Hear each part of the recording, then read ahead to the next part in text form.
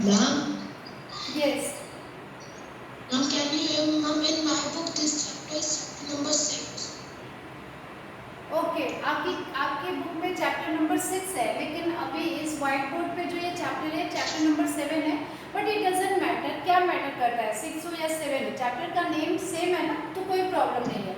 तो चलिए हम क्या करते हैं, इस चैप्टर में हमने देखा था चैप्टर नंबर 7 में व्यूअर्स को ही अभी हम लोग पढ़ रहे हैं। अभी हम we are not talking about iron smelters and factory owners, ठीक है। अभी हम जस्ट वीवर्स के बारे में समझ रहे हैं। तो वीवर्स में हमने ये देखा था क्लास कि Indian textiles and the world market, Indian textile में कितनी अलग अलग तरह की जो टेक्सटाइल थी वो कौन कौन सी थी ये हमने देखा था, और उसको वर्ल्ड मार्केट में जो डिमांड था वो कितना ज़्यादा था, ठीक है। शुरू के कुछ टाइम में देखा हमने कि किस तरह से हमारी जो फैब्रिक थी उस पर जो हैंडवर्क होता था उसकी इतना ज़्यादा पॉपुलैरिटी की वजह से वर्ल्ड में यूरोप में इंग्लैंड में वहाँ पर एक लॉ लेके आना पड़ा, कैलिको लॉ, ठीक है, कैलिको एक्ट। और उस एक्ट को इसलिए लगाया गया था क्योंकि वहाँ पर जो ये कॉटन टेक्सटाइल इंडिया से जा रहा है उसको वहाँ पे बैन किया जाए, जिससे वहाँ की इंग्लैंड के जो प्रोड्यूसर्स हैं उनको कोई प्रॉब्लम ना आए। तो हमने ये सारी चीज़ें पढ़ी थी। हमने ये अलग अलग प्रिंट्स जैसे कि बंधाना प्रिंट्स, चीप प्रिंट जो था, ये ऑर्डर बुक के बारे में समझा था, ठीक है। वर्ड्स जो हिस्ट्रीज बताती हैं, मसलिन, कैलिको, इन सब से इन कॉटन टेक्सटाइल के जो वर्ड्स थे इससे पूरी की पूरी हिस्ट्री कैसे समझ में आ रही है, ठीक है। फिर हमने ये देखा था कि जो इंडियन टेक्सटाइल है यूरोपियन मार्केट में अब उसकी धीरे धीरे क्या हालत हो रही है, ठीक है, क्योंकि अब इन्वेंशन होने लगता है स्पिनिंग जेनी और स्टीम इंजन जैसे इन्वेंशन के हो जाने से अब हमारा जो कॉटन टेक्सटाइल है उसकी डिमांड धीरे धीरे बहुत कम होती जा रही है। अब हम इसमें देखेंगे इस पिक्चर में were the major centers of moving in late 18th century, जो लेट 18th सेंचुरी की बात है, ठीक है, उसमें इंडिया में इस पूरे इंडिया के मैप में विभिन्न सेंटर्स कहाँ थे, मेजर सेंटर्स। तो सबसे पहले आप देख लो यहाँ पर वेस्ट इंडिया में अगर हम बात करें तो ये पूरा सूरत, अहमदाबाद, ठीक है, ये सारे क्या थे, बॉम्बे, ये सारे मेजर विभिन्न सेंटर्स थे। Class, just mute your mic, everyone.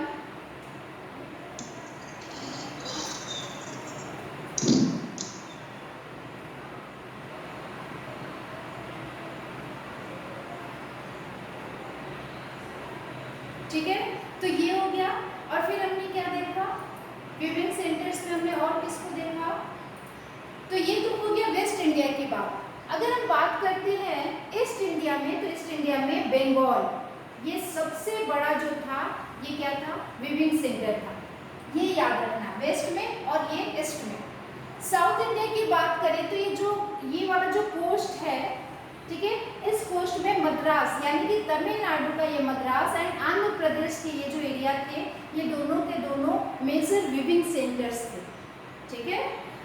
अब ये तो हो गया विभिन्न सेंटर्स का मतलब समझ रहे हो ना, जहाँ पे कपड़ों की बुनाई होती थी, ठीक है।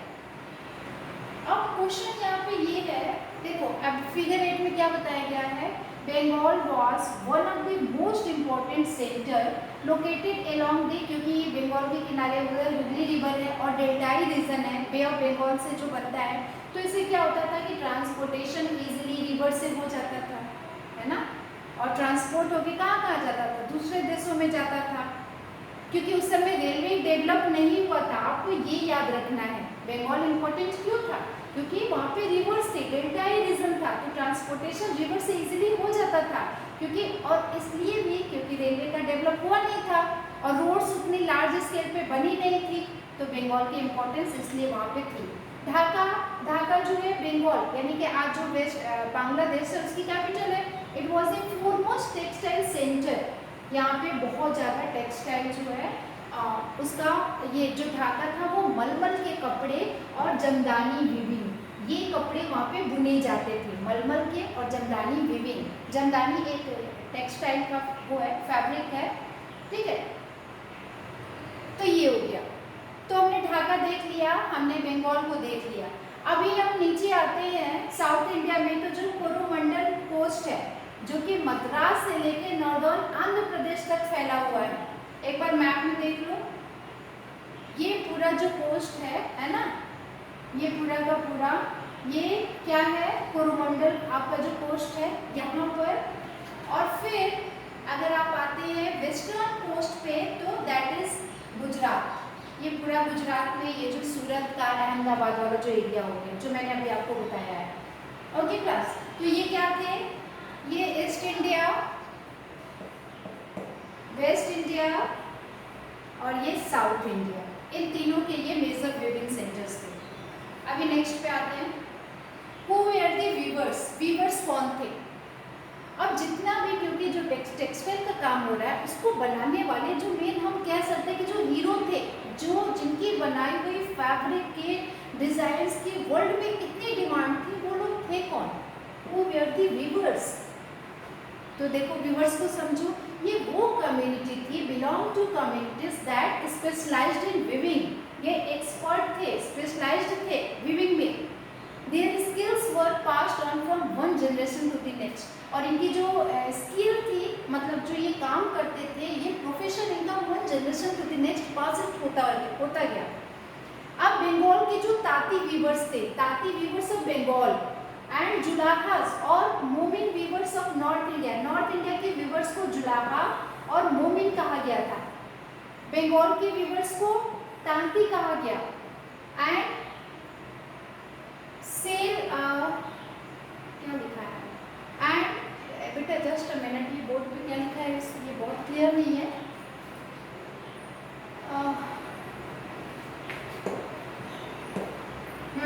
सेल एंड दिस इज टाइकोलर। ये जो दो वीवर्स थे ये कहाँ के थे, साउथ इंडिया के थे, देवांग, टाइकोलर्स एंड सेल, ये लोग साउथ इंडिया के थे। तो ये अलग अलग तरह के वीवर्स थे जो स्पेशलाइज होते थे अपने काम में और उनकी जनरेशन भी इस काम को किया करते थे। अब हम देखेंगे इस पूरे में कि जो वीविंग, ये जो वीविंग का जो काम करने का प्रोसेस होता है उसमें सबसे पहले क्या काम होता है। ये जो टेक्सटाइल प्रोडक्शन में सबसे पहले स्पिनिंग का काम होता है। स्पिनिंग जो करती थी वुमेन, स्पिनिंग का काम वुमेन करते थे। अब स्पिनिंग कैसे होता था, charkha and takli were the household spinning instruments, घर में अपना ये चरखा और तकली चलाते थे और इस पे वुमेन्स जो है स्पिन करती थी, यानी कि धागा को बनाती थी। The thread was spun on the charkha and rolled on the takli. चरखे पे धागा को क्या किया जाता था, स्पिन किया जाता था, निकाला जाता था और उसको रोल किया जाता था तकली में। When the spinning was over, the thread was woven into cloth। और फिर जब ये स्पिनिंग प्रोसेस कंप्लीट हो गया, यानी कि ये पहला प्रोसेस था, स्पिनिंग कंप्लीट होने के बाद क्या हुआ कि thread was woven into cloth. अब जो थ्रेड बन के आई है उसको क्लोथ में, कपड़े में बना दिया जाता था और यही काम करते थे वीवर। यानी कि एक तरफ आ जाते हैं आपके स्पिनर और दूसरी तरफ आ रहे हैं वीवर। इनके काम को आप अच्छे से समझ लेंगे। तो वीविंग क्या था, वीविंग जो वीवर थे वो ज़्यादातर मेल होते थे और स्पिनर्स वुमेन होते थे। कलर टेक्सटाइल्स वगैरह बनाना था तो उस समय जो डाई की भी ज़रूरत पड़ेगी। अगर मान लो कपड़े जो है वो कलर्ड बनेंगे तो उसमें डाई की जरूरत पड़ेगी, तो डायर होते थे। ये थर्ड स्टेज था कपड़े बनने के बाद, जिसको रंगरेज कहा जाता है लोकल लैंग्वेज में। अब फिर क्या होता था कि उस पर प्रिंट भी करना है, कपड़े कलर भी हो गए, अब प्रिंट करना है तो प्रिंट का काम करेंगे चिपिगर्स। चिपिगर्स यानी कि जो ब्लॉक प्रिंटर्स होते थे उनको चिपिगर्स कहा गया। देखो ये जो टर्म है ना, मैं आपको एमसीक्यू में दे सकती हूँ इस तरह के टर्म्स कि चिपिगर्स, हु वेयर द चिपिगर्स, इज देयर ब्लॉक प्रिंटर्स और डायर्स, हु वेयर द रंगरेज। तो ये जो प्रोसेस है इस प्रोसेस को अच्छे से समझ लो। स्पिनर्स, वीवर्स एंड आपके डायर्स और फिर डायर्स के बाद ब्लॉक प्रिंटर्स और उनके name. Handloom weaving and occupations associated with it provided livelihood for millions of Indians. और इस हैंडलूम वीविंग के काम में अपने देश में बहुत सारे मिलियंस ऑफ इंडियंस को इसमें रोजगार मिला है उस समय की बात। तो ये वीवर की कहानी थी। अब देखो एक पिक्चर है, इस पिक्चर को देखो, ये ताती वीवर है बंगाल का। मैम जुलाहा मतलब बता दीजिए। जुलाहा मतलब मैम वीवर्स, जुलाहा। वीवर्स नॉर्थ इंडिया में वीवर्स को जुलाहा कहते हैं, ठीक है।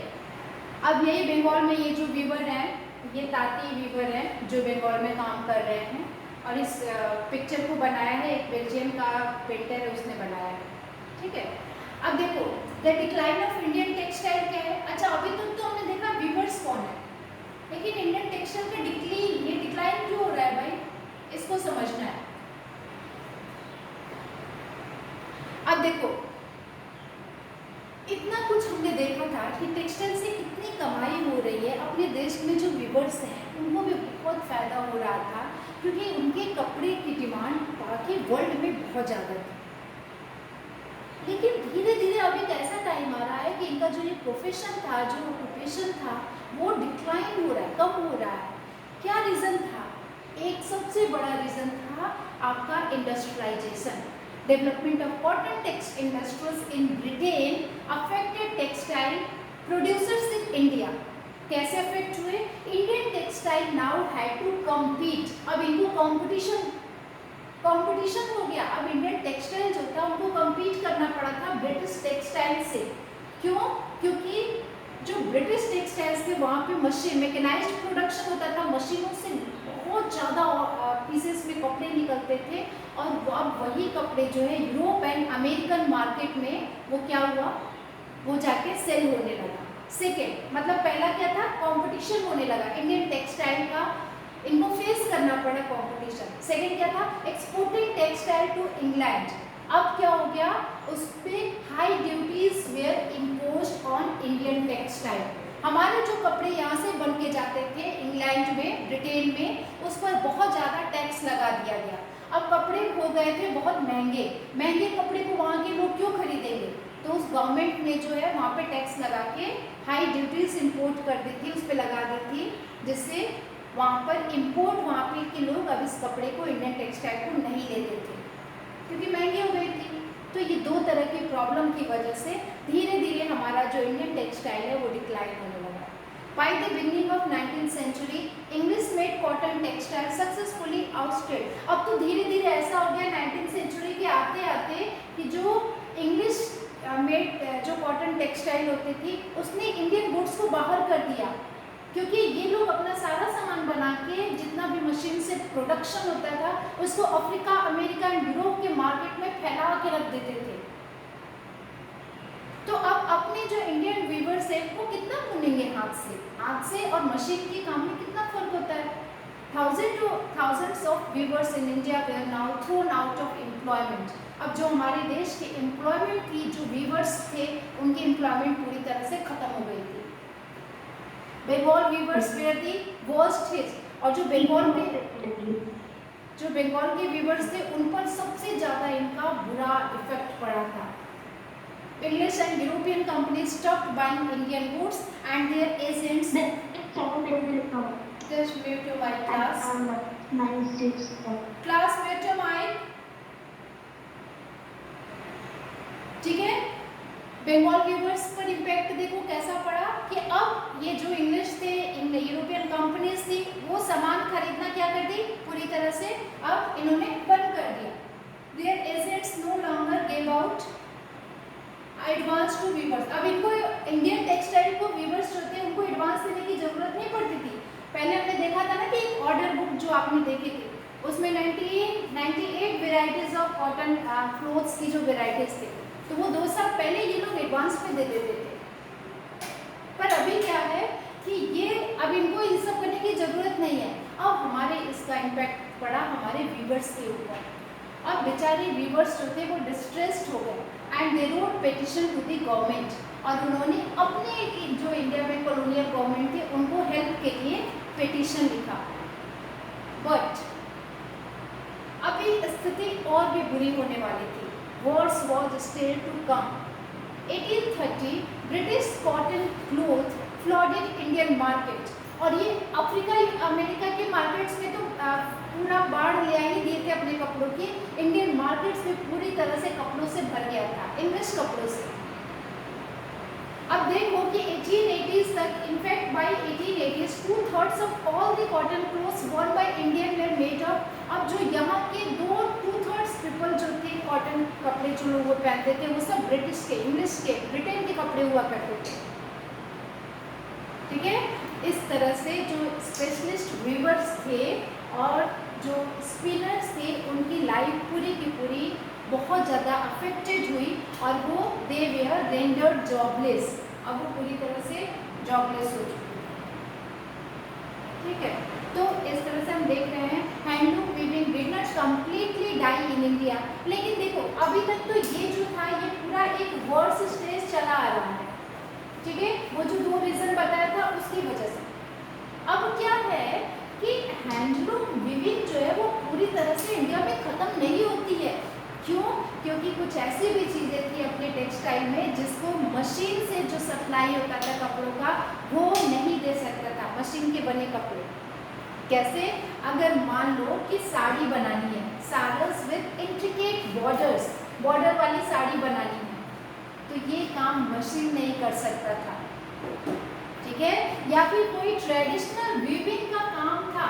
हमने बताया था कि जो हमारे इंडियन टेक्सटाइल का एक चीट वाला जो कपड़ा होता था जो कि ब्रिटिश क्वीन पहना करती थी, ब्रिटिश क्वीन पहना करती थी, फ्लोरल प्रिंट के कपड़े होते थे। तो कुछ ऐसे कपड़े अभी भी बचे थे जो स्पेशलाइज्ड होते थे, जैसे बॉर्डर वाली साड़ी हो गई या जो ट्रेडिशनल तरीके से जो कपड़े बनाया जाता था, ये डिमांड वहाँ के मशीन के बने कपड़े फुलफिल नहीं कर सकते थे। तो ये याद रखना कि what kind of clothes were not made by the machines. And you also know that this had a wide demand not only amongst the rich but also among the middle classes. ठीक है, और Britain में एक तो ये हो गया, और दूसरी चीज the textile manufacturers in Britain produce not, मतलब कि ना ही ये ब्रिटेन के जो मैन्युफैक्चरर थे ना ही वो बना सकते थे कोर्स क्लोथ। कोर्स क्लोथ समझते हो, जो मोटे कपड़े होते हैं जो पुअर पीपल यूज करते थे, इस तरह के कपड़े भी उनके मशीन से नहीं निकल सकते थे। तो हमने देखा ना 2 तरह के कपड़े हो गए, टाइप ऑफ क्लोथ जो मशीन नहीं बना सकती थी। ठीक है, तो एक तो कौन से थे जो बॉर्डर वाली साड़ी और प्लस वुमेन टेक्सटाइल थी, और दूसरा जो कोर्स क्लोथ्स होती थी। क्लियर हो गया क्लास? तो देखना अब देखो फिर आगे कहानी कहाँ जाती है। You must have heard of Sholapur in western India and Madurai in South India. South India में जो मदुरई है ना, और शोलापुर महाराष्ट्र में आपका, इन सब जगहों पे क्या हुआ, this town emerged as important new centre. अब ये जो शहर थे ये एक नए सेंटर के रूप में, सेंटर ऑफ वीविंग के रूप में इमर्ज हुए। Later during the national movement Mahatma Gandhi, अब इसी टाइम में महात्मा गांधी का जो ये चरखा का रोल है, ठीक है, उसका रोल बहुत ज़्यादा बढ़ गया था, क्योंकि उस समय हमारा देश आज़ादी के लिए, इंडिपेंडेंस के लिए स्ट्रगल कर रहा था, और इस तरह से वीवर्स और स्पिनर्स की जो हालत हुई थी, ऐसे में महात्मा गांधी ने जो प्रमोट किया था कि हम चरखे से बने हुए जो स्वदेशी कपड़े होते हैं वो पहनेंगे इंडियंस, और बाइकआउट करेंगे इम्पोर्टेंट टेक्सटाइल्स के जो ब्रिटेन से आती थी। ठीक है, और क्या यूज़ करेंगे, hand spun and hand woven clothes use करेंगे। अब इसके आ जाने से क्या हो जाता है कि खादी जो है अपना सिंबल ऑफ नेशनलिज्म बन जाता है, और जितने भी स्पिनर्स वीवर्स हैं उनके अंदर कहीं ना कहीं, अब क्योंकि इंडिया के जो लोग थे वो तो गांधी का ये ऑर्डर था, ऑर्डर नहीं था, गांधी का ये रिक्वेस्ट था। उन्होंने कहा था कि आज़ादी चाहिए तो पहले इनको, इनके सामान को बाहर करो, इनकी इकोनॉमी को डाउन करो, तब इनको कमज़ोर किया जा सकता है। हम इनसे वॉयलेंस करके नहीं लड़ सकते हैं। तो उनका तरीका क्या था कि भाई हम वॉयलेंस नहीं कर सकते हैं लेकिन इनको कमज़ोर तो कर सकते हैं। तो उन्होंने टेक्सटाइल्स, ये जो इनका जो सामान इंपोर्ट हो रहा था उसको कहा कि नहीं, उसको पूरी तरह से बाइकआउट करो अगर तुम्हें इंडिपेंडेंस चाहिए। ठीक है, तो फिर चरखा जो है, यही चरखा आज जो हमारा नेशनल फ्लैग है ट्राई कलर, उसमें आप जो बीच में अशोक चक्र देखते हैं ना, वो तो अशोक चक्र है ही। 1931 में क्या हुआ था कि जो ट्राई कलर फ्लैग है इंडियन नेशनल कांग्रेस का, क्योंकि कांग्रेस उस समय सबसे इम्पोर्टेंट मेजर पार्टी थी, है ना, तो उनके जो उस ट्राई कलर के फ्लैग में जो आपका सेंटर में चरखा होता था, तो फर्स्ट टाइम हमारा जो फ्लैग आया था 1931 में, उस फ्लैग में ये चरखा जो है वो रिप्रेजेंट कर रहा था। तो आप समझ सकते हैं कि एक चरखे के रिप्रेजेंट करने का मतलब क्या हुआ कि कहीं ना कहीं स्पिनर्स और वीवर्स के काम को बहुत ज़्यादा इम्पोर्टेंस मिल रहा है, उनके टेक्सटाइल्स को कितना रिस्पेक्ट मिल रहा था इंडिया में, ठीक है। What happened to the weavers and spinners who lost their livelihood? उनका क्या हुआ जिन्होंने अपनी जॉब खत्म कर दी, जॉब उनकी खत्म हो गई।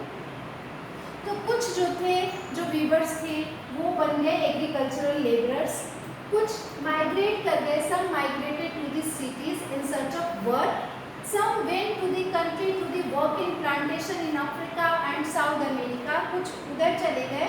सम ऑफ दिस माइग्रेटेड मीन्स एक जगह से दूसरी जगह चले जाना, माइग्रेटेड मीन्स एक जगह से दूसरी जगह जाना, ठीक है। तो वो लोग अपना काम छोड़ के चले गए।